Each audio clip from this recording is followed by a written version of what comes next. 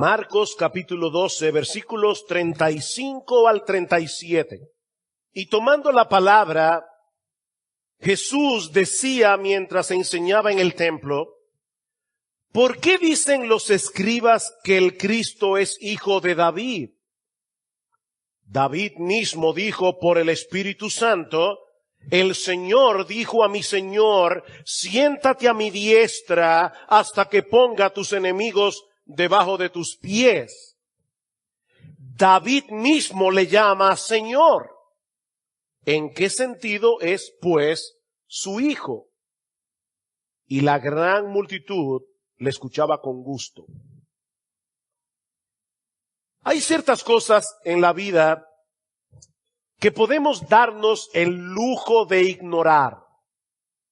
De hecho, son más las cosas que ignoramos que las que sabemos.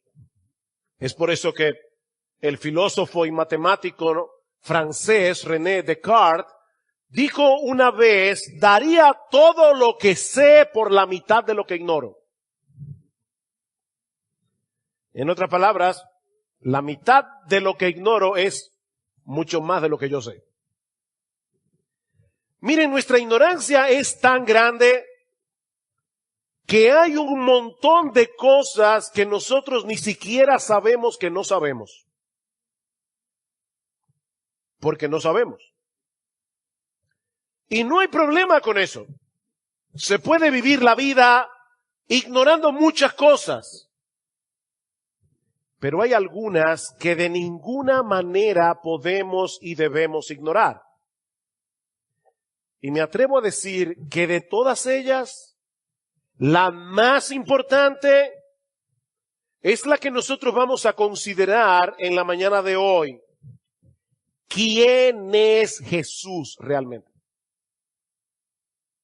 ¿Quién es Jesús? Esta pregunta es extremadamente importante porque si Jesús era quien Él decía ser, entonces no tenemos más alternativa que postrarnos delante de Él y reconocerle como el Señor absoluto de nuestra existencia. No hay otra opción. Todo cambia si Jesús es quien Él dice que es. Es imposible permanecer neutral ante la persona de Jesús.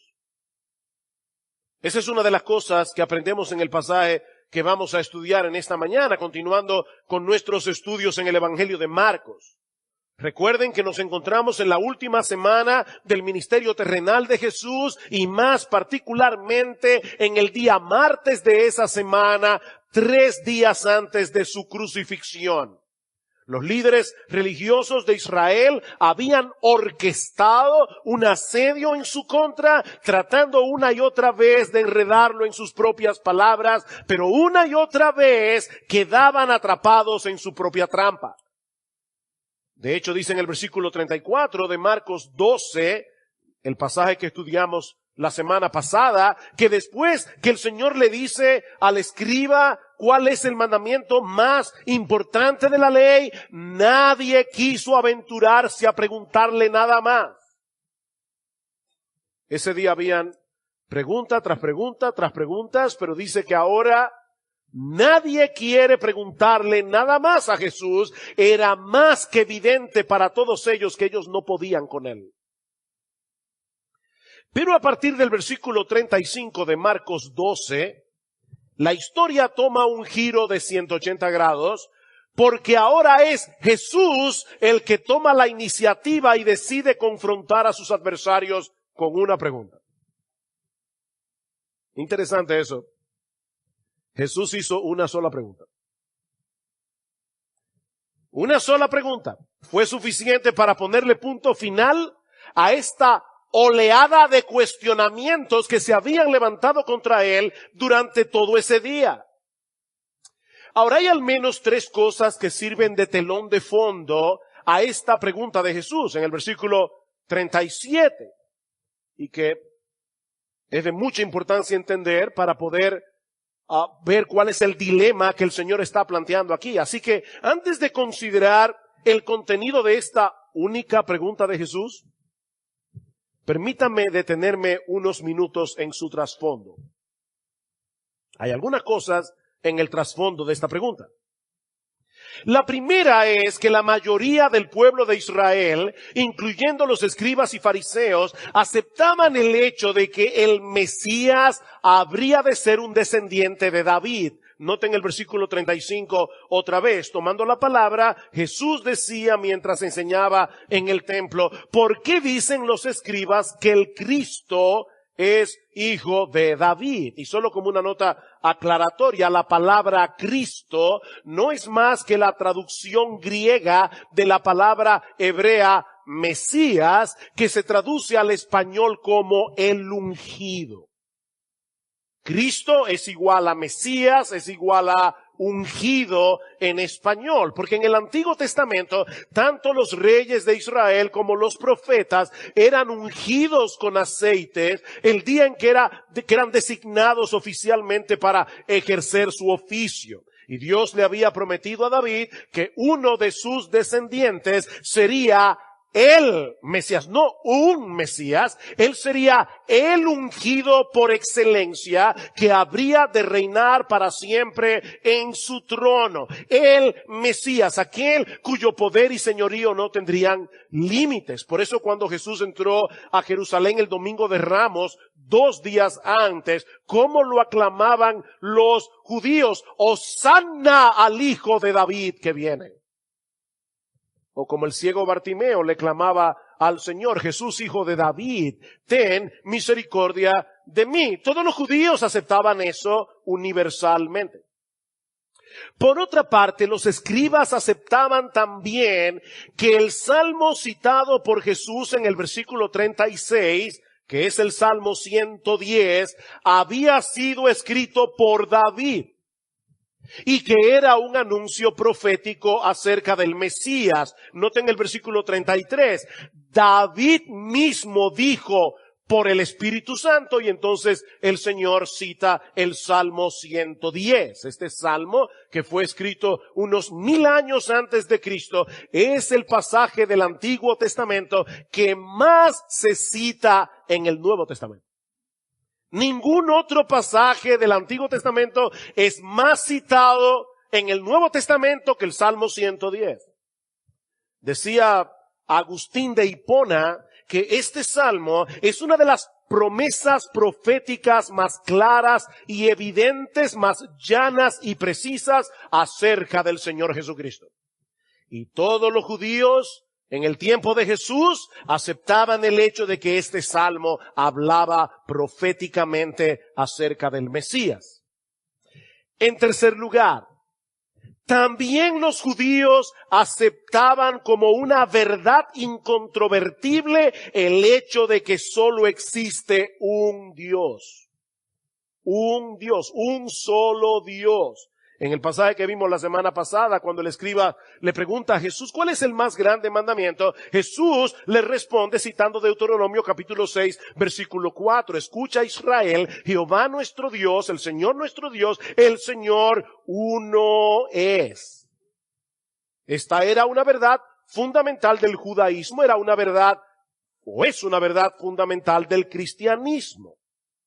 Existe un solo Dios vivo y verdadero, uno solo, que se revela a través de su creación y se revela a través de su palabra. Así que los judíos aceptaban universalmente que el Mesías habría de ser un descendiente de David, que el Salmo 110, escrito por David, era un anuncio profético acerca del Mesías y que existe un solo Dios. Bueno, con ese trasfondo en mente, ahora podemos entender el dilema que Jesús está planteando aquí a los escribas y fariseos a la luz del Salmo 110. Y ahora yo les pido, por favor, que vayan conmigo al Salmo 110. Salmo 110.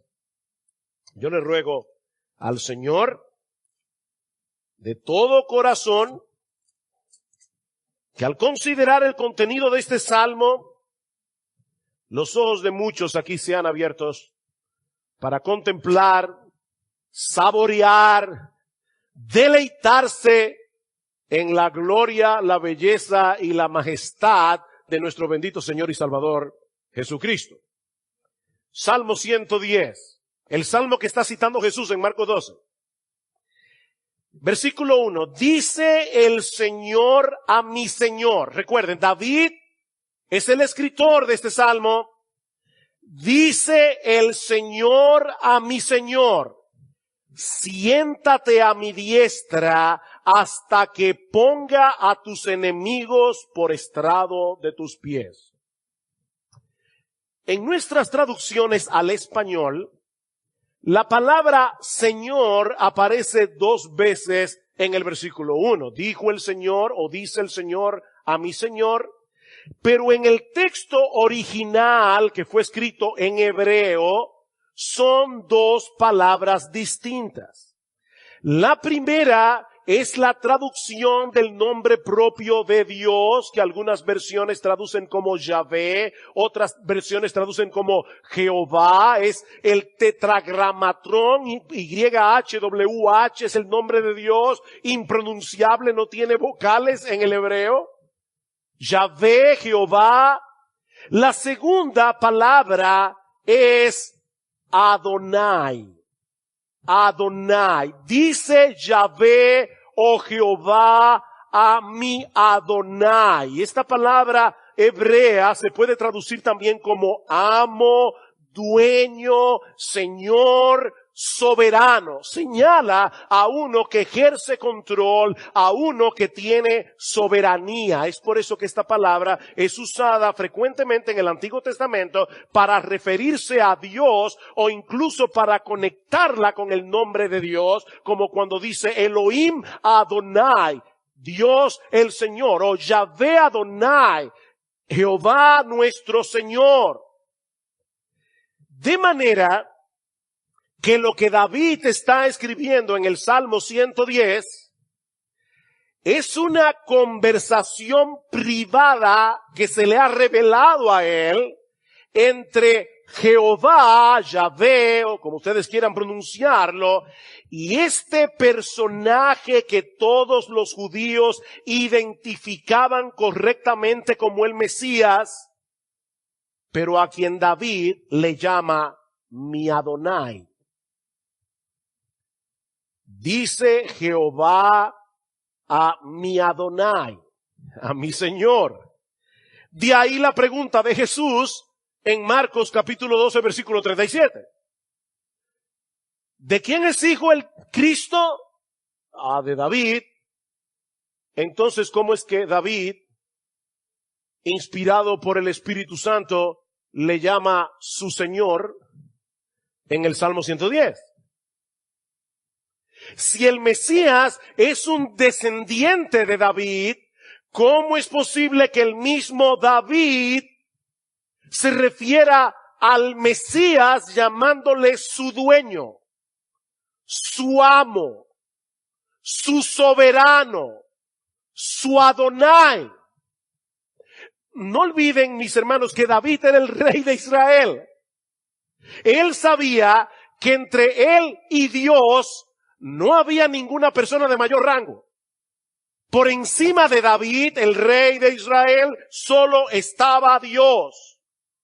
¿Cómo es posible que David le llame al Mesías, uno de sus descendientes, su Señor, su Adonai? De hecho, esa es la misma palabra hebrea que aparece en Deuteronomio capítulo 6, versículo 4, que Jesús acaba de citar en el pasaje anterior de Marcos que estudiamos la semana pasada. ¿Recuerdan el Shema? Se llama Shema porque es la primera palabra hebrea de Deuteronomio 6, 4. Escucha, Israel, Jehová, o el Señor nuestro Dios, el Señor uno es. Shema, Israel, Adonai Elohenu, Adonai Echad. Es lo que dice el texto hebreo. David conocía esas palabras del Shema.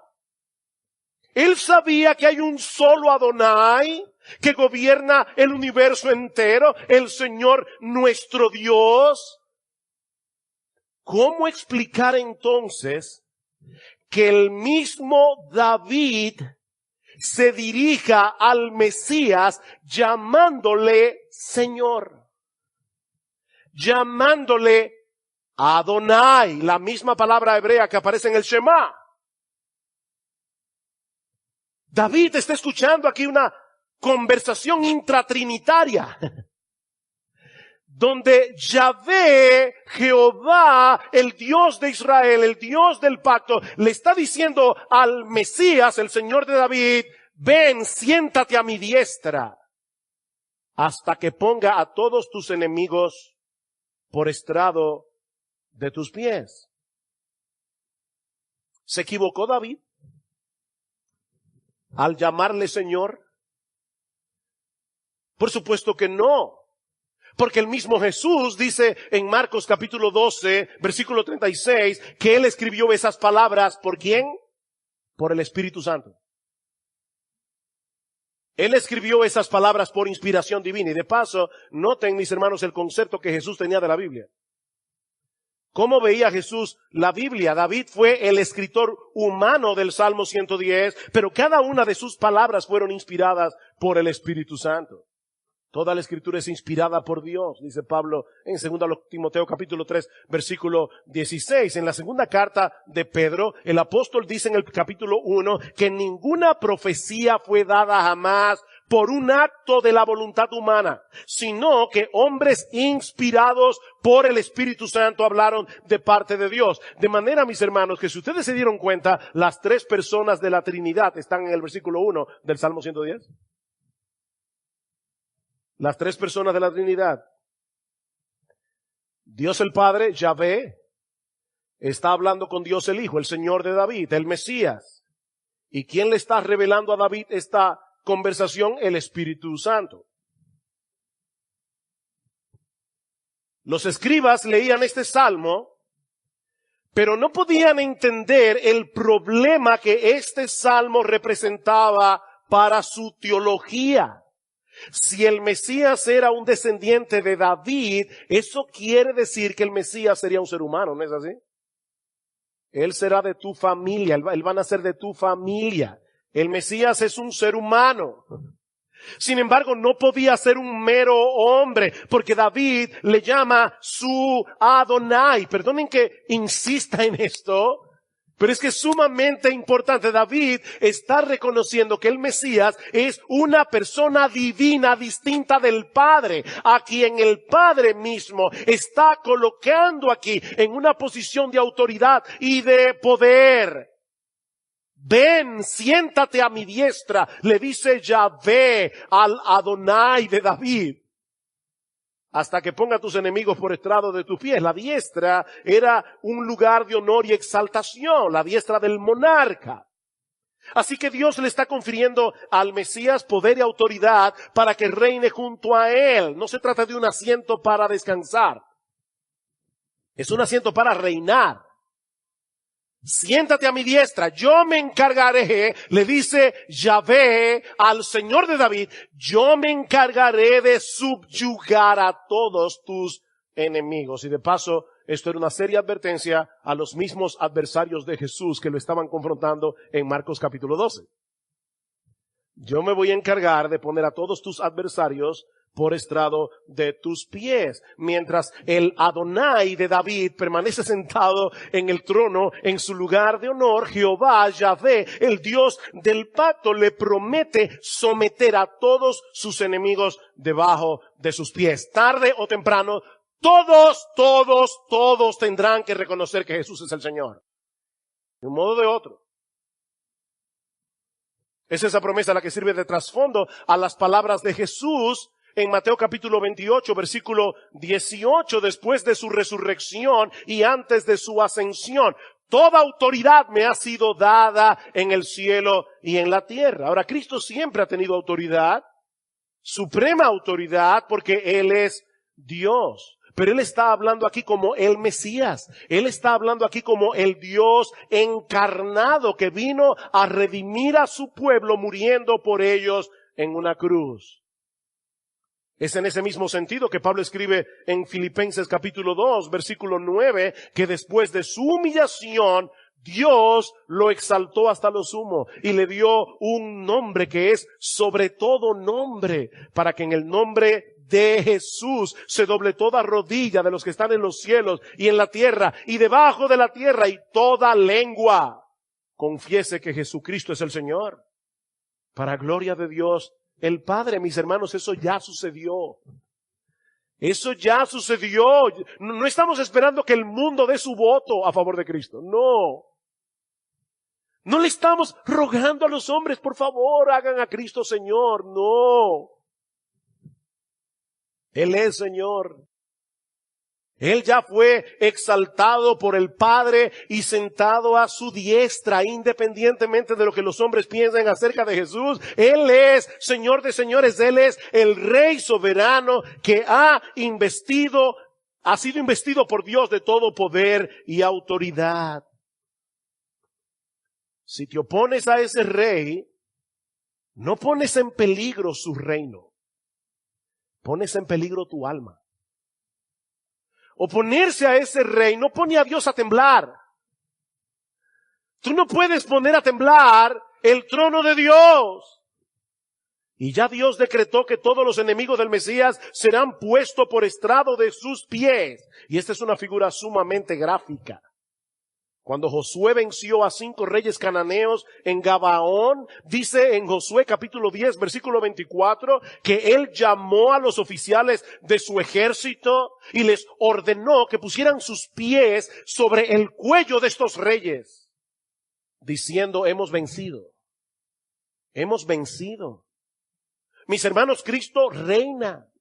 Él es Rey de reyes y Señor de señores, porque Dios mismo le confirió esa posición de honor y autoridad al sentarlo a su diestra en los lugares celestiales. He ahí entonces la solución del dilema planteado por Jesús en Marcos 12:37. Por fin, ¿cuál es la relación entre David y el Mesías? ¿Es su hijo o es su Señor? Sí. ¿Es su hijo o es su Señor? Ambas cosas a la vez. Porque como hombre en su naturaleza humana, Jesús desciende de David. Tanto María como José, que era su padrastro realmente, los dos descienden del linaje de David. Pero Jesús no comenzó a existir en Belén, en el establo, cuando nació de la Virgen María. No, como persona divina, Él no tiene ni origen ni final. Él es la segunda persona de la Trinidad que decidió asumir una naturaleza humana para salvarnos y por lo tanto Él es infinitamente superior a David. Es por eso que en Apocalipsis capítulo 5, versículo 5, un texto que es uno de mis favoritos en todo el Nuevo Testamento. Algunos de ustedes ya no me van a creer porque hay muchos textos favoritos, pero este es uno de mis favoritos en el Nuevo Testamento. Juan, el apóstol, en una visión simbólica le llama a Jesús el león de la tribu de Judá, la raíz de David. ¿La raíz de David? En su naturaleza humana Jesús vino después de David, 1000 años más tarde. Sin embargo, aquí no dice que David es la raíz de Jesús. No. Jesús es la raíz de David. Porque no es David el que le confiere gloria y majestad a Jesús. No. Es Jesús el que hace honorable el linaje de David. El linaje de David es importante porque Jesús es uno de sus descendientes. En toda la historia de Israel no hubo un rey más grande que David. De hecho, él siempre fue el parámetro. Decían, fulano de tal reinó, pero no fue como David. Porque David era el parámetro.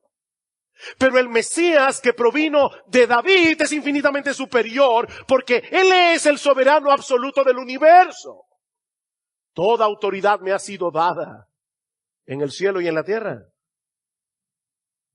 Mi amigo, déjame decirte algo. Probablemente tú has ido a muchas iglesias donde has visto a Jesús colgado de una cruz. Olvídate de esa visión. Jesús no está colgado de una cruz. Está sentado en un trono. Él es soberano. Hace poco me enviaron por WhatsApp la historia de una mujer que estaba pasando por una situación económica muy difícil. Así que esta mujer llama a una emisora de radio cristiana, el locutor decide ponerla al aire y ella explica que no tenía ni siquiera cómo darle de comer a sus hijos y que ella pedía oración, ella quería que Dios la socorriera. Un ateo estaba escuchando el programa, así que quiso burlarse de esta mujer. Llamó a un amigo, le dio una compra de supermercado y le dijo, vete a la casa de esta mujer, entrégale esta compra de comida y cuando ella te pregunte quién se la envió, ríete en su cara y dile que fue el diablo. Que fue el diablo que se la envió. El hombre toma la compra de comida, va a la casa de esta mujer y por supuesto ella recibe esta donación con mucho gozo, con mucha gratitud. Dios había escuchado su oración. El tipo entonces le pregunta en un tono burlón, ¿y usted no quiere saber quién le envía todo esto? Ella le dice, no señor, solo quiero que le envíe mi profundo agradecimiento a quien haya sido. No quiero saber quién fue, porque yo sé que cuando Dios ordena que se haga algo, hasta el diablo obedece. Así que no me interesa saber quién fue. Yo se lo pedí a Dios. Él es el soberano del universo y hasta el diablo lo obedece. Mis hermanos, Cristo reina. Él está sentado a la diestra de Dios en los lugares celestiales, como dice Pablo en Efesios capítulo 1, versículo 20, y por cierto citando el Salmo 110, sobre todo principado y autoridad y poder y señorío. Y por si acaso dice Pablo, y sobre todo nombre que se nombra, no solo en este siglo, sino también en el venidero. Solo que en el tiempo presente, ese reino de Jesús existe en medio de mucha hostilidad. Noten lo que sigue diciendo el Salmo 110. Versículo 2. El Señor extenderá desde Sión tu poderoso cetro, diciendo, domina en medio de tus enemigos.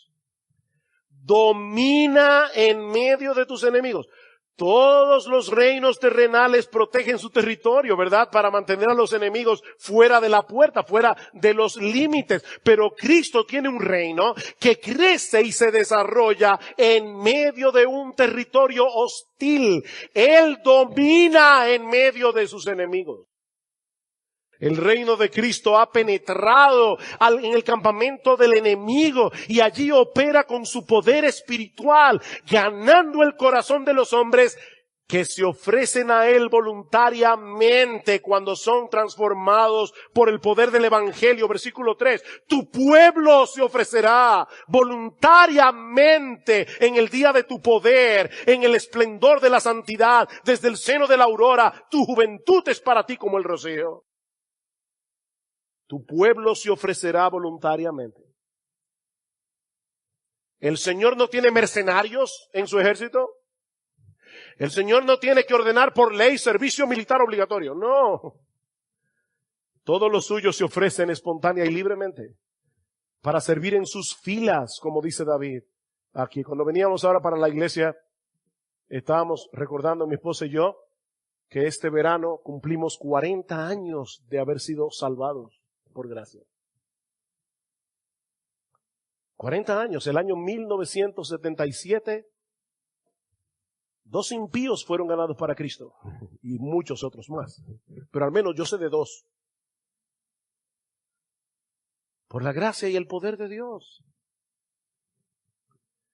Me encanta este comentario que hace Spurgeon acerca del Salmo 110. Dice, como resultado de extender desde Sión, Sión es Jerusalén, fue en Jerusalén donde comenzó el Evangelio, Cristo murió allí, resucitó allí. Dice, como resultado de extender desde Sión esa vara de su poder, es decir, el poder del evangelio, una gran multitud de seguidores correrá para alistarse bajo su bandera. Son su pueblo desde tiempos eternos, y tan pronto su poder se revele, se apresurarán gozosos a tomar posesión de su heredad. En el momento en que escuchen la llamada del evangelio, surgirán como el rocío surge por la mañana. ¿Qué es lo que dice el Salmo 110? Y más adelante dice Spurgeon, como el rocío nuevo cada mañana, así es la sucesión de nuevos convertidos que da a la iglesia perpetua lozanía. Jesús vive para siempre y su iglesia florece para siempre. Su poder jamás disminuye y el vigor de su verdadero pueblo tampoco será renovado día tras día como el rocío de la mañana. Ahora este salmo plantea otro dilema que los escribas pasaron por alto. Versículo 4. El Señor ha jurado y no se retractará. Tú eres sacerdote para siempre, según el orden de Melquisedec. En esta conversación privada que David está escuchando por revelación o se le está revelando por el Espíritu Santo, Yahvé le dice al Mesías, el Señor de David, Dios el Hijo, yo he jurado y no me retractaré. Es un pacto que Dios está haciendo con su Hijo. Un pacto es una promesa sobre la cual Dios jura. Y Dios le está jurando a su Hijo, tú te vas a encarnar, yo te voy a dar un pueblo que se te ofrecerá voluntariamente y tú serás sacerdote para siempre de ese pueblo, según el orden de Melquisedec. Pero yo supongo, yo a veces me imagino a David escribiendo este salmo rascándose la cabeza. De hecho, déjeme decirle, muchos de los autores de la Biblia escribieron cosas que ellos no entendían. Nosotros hoy tenemos un mejor entendimiento que David, porque tenemos el Nuevo Testamento. Así que yo me imagino a David escribiendo esta conversación y rascándose la cabeza. Porque en el Antiguo Testamento ningún rey podía ejercer el oficio del sacerdote. De hecho, todos los reyes provenían de la tribu de Judá. Todos los sacerdotes provienen de la tribu de Leví. Era imposible que se unieran ambos oficios en la misma persona. Pero ahora resulta que David está escuchando una conversación entre Dios el Padre y Dios el Hijo, y Dios el Padre le dice a Dios el Hijo, yo he jurado y no me retractaré. Tú, que serás el rey de mi reino, el rey de Israel, el rey del universo, tú eres sacerdote para siempre. Según el orden de Melquisedec. Para complicarlo todavía más. Porque los sacerdotes en el Antiguo Testamento eran según el orden arónico. Pero no había nadie que fuera sacerdote según el orden de Melquisedec. Solo Jesús. Nadie más. Este personaje, Melquisedec, significa rey de paz. Rey de Salem, rey de paz. Este personaje aparece por primera vez en Génesis capítulo 14, versículos 18 al 20. Yo no puedo buscar ese texto, pero resulta que Abraham viene de rescatar a su sobrino Lot, que había sido tomado prisionero por una coalición de reyes cananeos. Cuando Melquisedec le sale al encuentro, como dicen los americanos, out of the blues. O sea, Melquisedec nunca había sido mencionado, y no vuelve a ser mencionado hasta el Salmo 110. Y desaparece otra vez de la Biblia y no vuelve a ser mencionado hasta Hebreos 7. Un personaje misterioso. Melquisedec le sale al encuentro a Abraham y bendice a Abraham y recibe de él los diezmos. Y el autor de la carta a los Hebreos nos dice en Hebreos capítulo 7, mostrando de ese modo que Melquisedec era mayor que Abraham, porque sin duda es el mayor el que bendice al menor, y es el mayor el que recibe los diezmos del menor, ¿o no es así? Hay muchas cosas que podemos decir de Melquisedec y su relación con el Señor, pero obviamente no tenemos tiempo para eso. Yo les recomiendo que cuando lleguen a su casa, luego de haber escuchado este mensaje, abran sus Biblias en Hebreos capítulo 7 y lean el capítulo completo. Ahora, un aspecto importante de este personaje, Melquisedec, es que él era rey y sacerdote al mismo tiempo. Y su sacerdocio no se transfería de una generación a la otra como el sacerdocio arónico. Como yo le decía, Melquisedec aparece y desaparece de la historia bíblica misteriosamente para mostrar que no tiene sucesores. Y ahora David nos dice en el Salmo 110 que Dios le juró al Mesías, a ese descendiente suyo que ocuparía para siempre el trono de Israel, que también sería sacerdote para siempre, según el orden de Melquisedec. Mis hermanos, ¿cuál era la función del sacerdote en el Antiguo Testamento? Mediar entre Dios y el hombre pecador al presentar sacrificios de animales que cubrían, no quitaban, cubrían los pecados del pueblo. Moría un sacerdote y le sucedían sus hijos. Y luego los hijos de sus hijos. Y así sucesivamente. Durante cientos de años, un sinnúmero de sacerdotes presentaron miles y miles de corderos en el altar para expiar los pecados, hasta que aparece Jesús en el escenario de Israel y Juan el Bautista lo presenta como el Cordero de Dios que quita el pecado del mundo. Sacerdote y Cordero al mismo tiempo. La cruz del Calvario fue el altar donde nuestro sumo sacerdote se presentó a sí mismo como ofrenda para expiar de una vez por todas los pecados de todos aquellos a quienes Él vino a salvar. Es por eso, mis hermanos, que ya no se necesitan más sacerdotes, ni se necesitan más sacrificios. Porque el Mesías fue designado por Dios como sacerdote para siempre, según el orden de Melquisedec, para presentar el sacrificio definitivo en la cruz del Calvario. Todos los corderos sacrificados en el Antiguo Testamento no eran más que un anticipo de ese bendito Cordero de Dios que quita el pecado del mundo. Mis hermanos, vayan conmigo a Hebreos capítulo 10. Generalmente yo trato de citar los textos y no pedirles que lo busquen para que no se frene el flujo del mensaje. Pero esto es tan importante que yo les pido que abran sus Biblias en Hebreos capítulo 10. Mis hermanos, el mejor comentario de la Biblia es la Biblia. Bueno, vamos a leer un comentario inspirado por el Espíritu Santo del Salmo 110. Esto es hermoso, hermanos. Esto es espectacular. Dice en el versículo 11 de Hebreo 10. Y ciertamente todo sacerdote está de pie. Deténganse ahí. Los sacerdotes no se sentaban,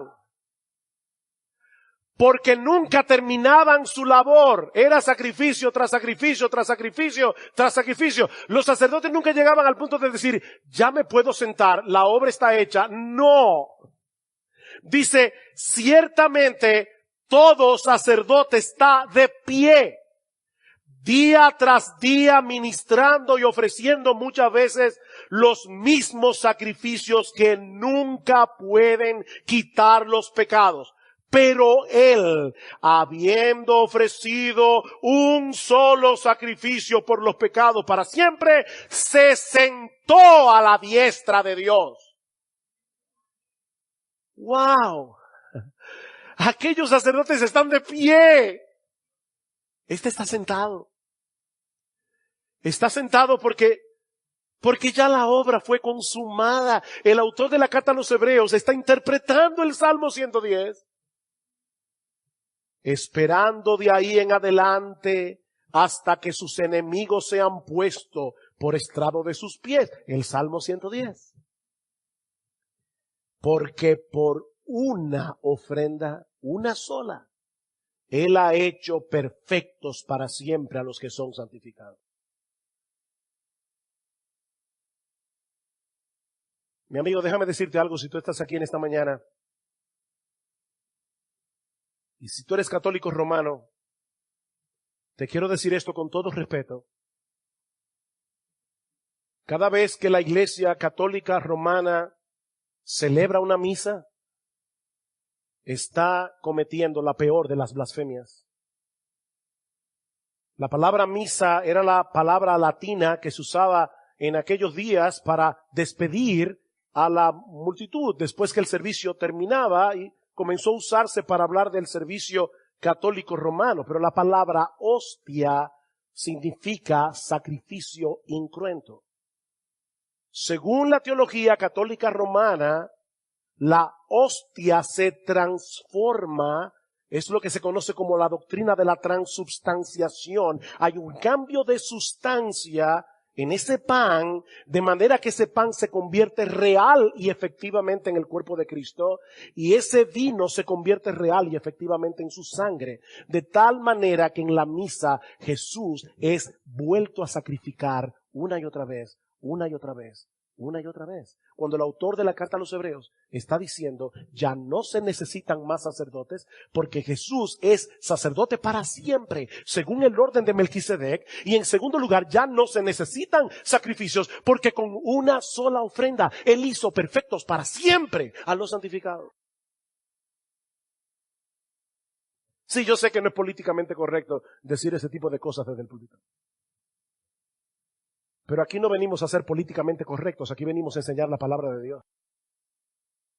Mis hermanos, qué privilegio tenemos nosotros de tener a Cristo como nuestro rey y sacerdote.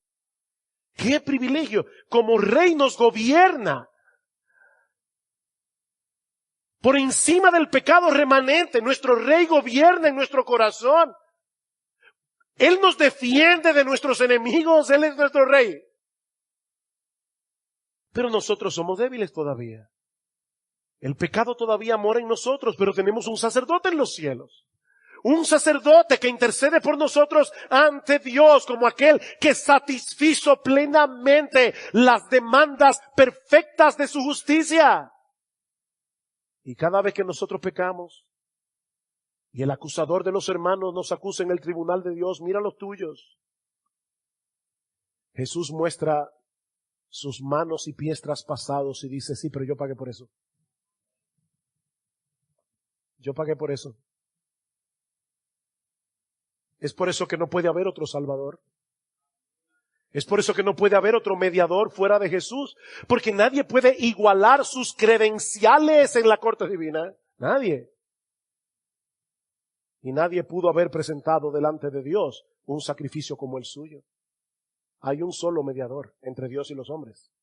Jesucristo hombre. Él es nuestro rey. Él es nuestro sacerdote. O para ponerlo de otro modo, Él tenía que ser nuestro sacerdote para llegar a ser nuestro rey. Porque nunca habríamos podido someternos voluntariamente a su señorío sin haber sido perdonados y reconciliados con Dios. Mis hermanos, Él compró para nosotros arrepentimiento y fe en la cruz del Calvario. Queridos hermanos, nuestro Mesías es un rey lleno de gloria. Nuestro Mesías es un rey lleno de poder, lleno de autoridad, que decide voluntariamente hacerse hombre y humillarse hasta la muerte para que los suyos puedan someterse a Él gozosa y voluntariamente en el día de su poder. Eso es lo que distingue a un verdadero creyente de uno que no lo es. Muchos pueden decir que son cristianos, Pero Cristo dice en Mateo capítulo 7, versículo 21, no todo el que me dice, Señor, Señor, entrará en el reino de los cielos, sino el que hace la voluntad de mi Padre que está en los cielos. Muchos me dirán en aquel día, pero Señor, Señor, en tu nombre no echamos fuera demonios, en tu nombre no profetizamos, en tu nombre no hicimos milagros. Y entonces les declararé, yo nunca os conocí, apartado de mí, hacedores de maldad. ¿Por qué me llamáis Señor, Señor y no hacéis lo que yo digo? Tu pueblo se ofrecerá voluntariamente en el día de tu poder. Todos los creyentes que estamos aquí hoy, una vez estuvimos del otro lado de la verja, junto al grupo de aquellos que se oponen al Mesías con todas las fuerzas de su ser. Pero ¿saben qué, mis hermanos? Él soportó con paciencia nuestra rebeldía. Él soportó con paciencia nuestros pecados, hasta que un día nos atrajo, nos llamó por medio del Evangelio, obrando en nosotros el querer como el hacer por su buena voluntad. Y eso es lo que ha estado sucediendo a través de los siglos. Jesús ha estado salvando pecadores. Y de hecho, personalmente creo que esa fue la intención de su pregunta en Marcos 12:37. Yo no creo que Jesús estaba tratando de confundir a los escribas y fariseos. Yo creo que Jesús estaba ayudándolos a entender la verdadera naturaleza del Mesías. ¿Saben para qué? Para que luego de su muerte, de su resurrección y de su ascensión, algunos de ellos vinieran al arrepentimiento y a la fe. De hecho, en el libro de los Hechos, en el capítulo 6, versículo 7, dice que muchos sacerdotes obedecían a la fe. Yo me pregunto cuántos de ellos comenzaron a conectar y decir, eso fue lo que Jesús nos dijo en el templo aquel día. Él es el Mesías y está sentado ahora a la diestra del Padre. Pero lamentablemente, una vez más, quedó evidenciado que no hay más ciego que el que no quiere ver. Porque en la madrugada del viernes, 3 días después de esta conversación, Jesús fue arrestado en el huerto de Getsemaní, fue llevado al patio del sumo sacerdote para ser juzgado. Y dice en Marcos capítulo 14, versículo 61, que Caifás le preguntó directamente, ¿eres tú el Cristo, el Hijo del bendito? Él entendió. ¿Eres tú el Cristo? Jesús le respondió, yo soy. Y veréis al Hijo del Hombre sentado a la diestra del Padre, Salmo 110, viniendo con las nubes del cielo. Caifás le hizo esa pregunta porque parece haber entendido el planteamiento de Jesús en Marcos 12:37 a la luz del Salmo 110. Pero estaban negados a aceptar lo que era evidente. A diferencia de la multitud que estaba alrededor. Vayan conmigo una vez más a Marcos capítulo 12, versículo 37. Marcos termina esta historia diciendo, y la gran multitud le escuchaba con gusto. La gran multitud le escuchaba con gusto. A diferencia de los líderes religiosos, esta gente escuchaba las palabras de Jesús con admiración, con deleite. Ellos sabían que no había nadie en Israel que interpretara las Escrituras con tanta precisión, nadie que hablara con tanta sabiduría.